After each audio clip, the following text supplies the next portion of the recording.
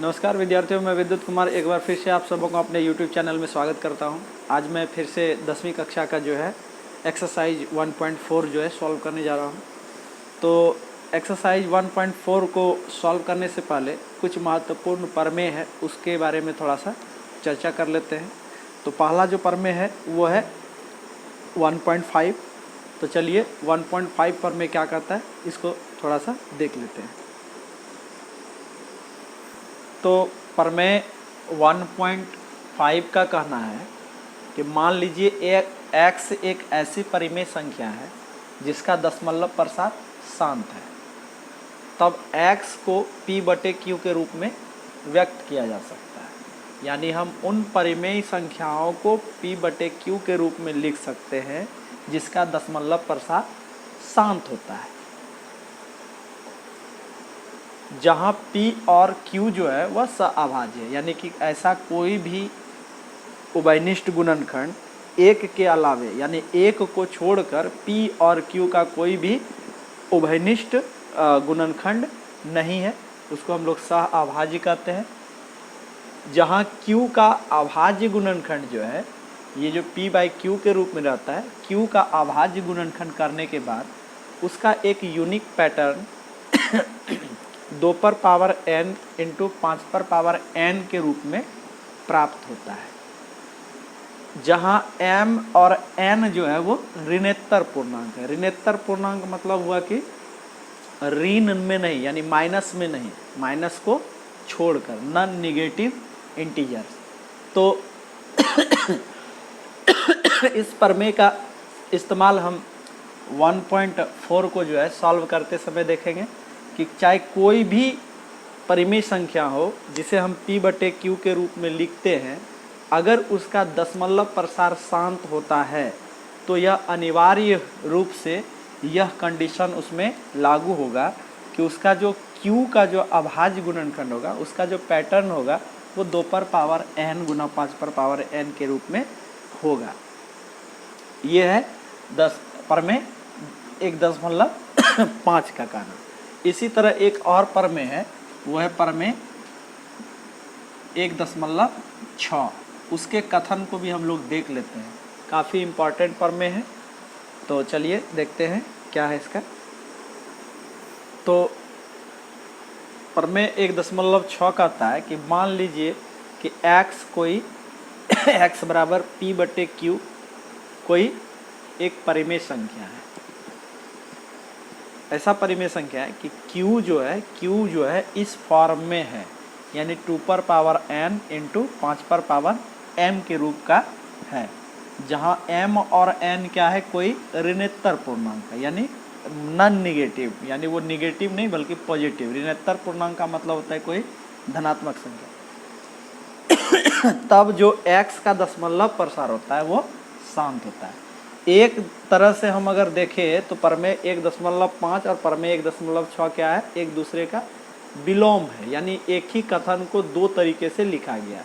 पहले में हम जहाँ देखते हैं कि x एक परिमेय संख्या है और उसका दशमलव प्रसार शांत अगर है तो हम उसे p/q के रूप में लिख सकते हैं, और q का वहाँ पर जो अभाज्य गुणनखंड होगा वह क्या होगा, 2n और 5m के रूप का होगा। वहीं दूसरे प्रमेय में हम क्या देखते हैं कि अगर पहले से कोई परिमेय संख्या p/q के रूप में हो और उसका q जो है यानी हर जो है वो 2n और 5m के रूप में होगा, तो वह परिमेय संख्या का जो दशमलव प्रसार होगा वह शांत होता है।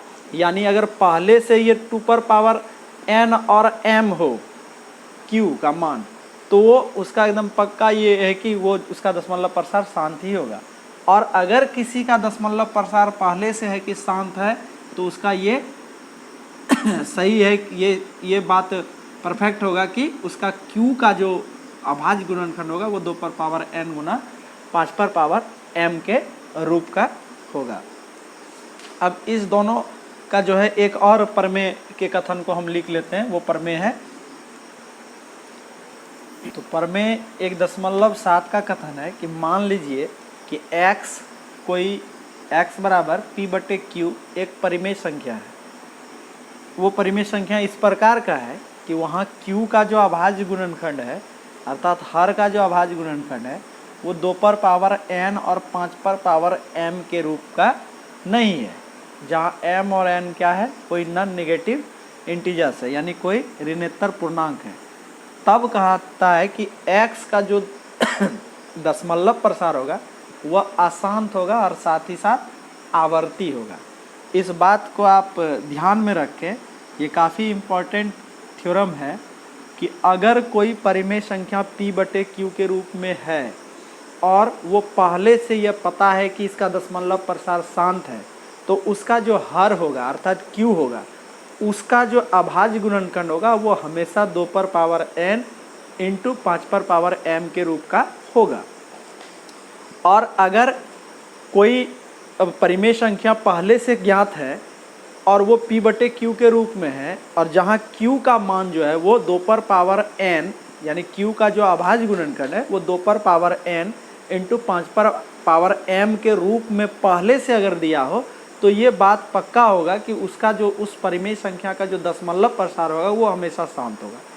तीसरा जो थ्योरम है उसके अनुसार कि अगर कोई परिमेय संख्या p/q के रूप में दिया रहे और साथ ही साथ उसका जो हर यानी q का जो अभाज्य गुणनखंड हो वह 2 पर पावर n और 5 पर पावर m के रूप का नहीं हो, तो उसका कभी भी दशमलव प्रसार शांत नहीं हो सकता है। जब शांत नहीं होगा तो वैसे परिमेय संख्या का दशमलव प्रसार हमेशा अशांत और आवर्ती होता है, यानी कि वो एक निश्चित संख्या के बाद वो निश्चित संख्याओं के अंतराल के बाद वो जो है फिर से उसकी पुनरावृत्ति यानी रिपीटेशन जो है शुरू हो जाता है। तो 1.4 को सॉल्व करते समय हम इन प्रमेय का जो है इसका जो है ध्यान रखना बहुत ज़रूरी है। तो चलिए हम लोग अब सॉल्व करते हैं एक्सरसाइज 1.4 को।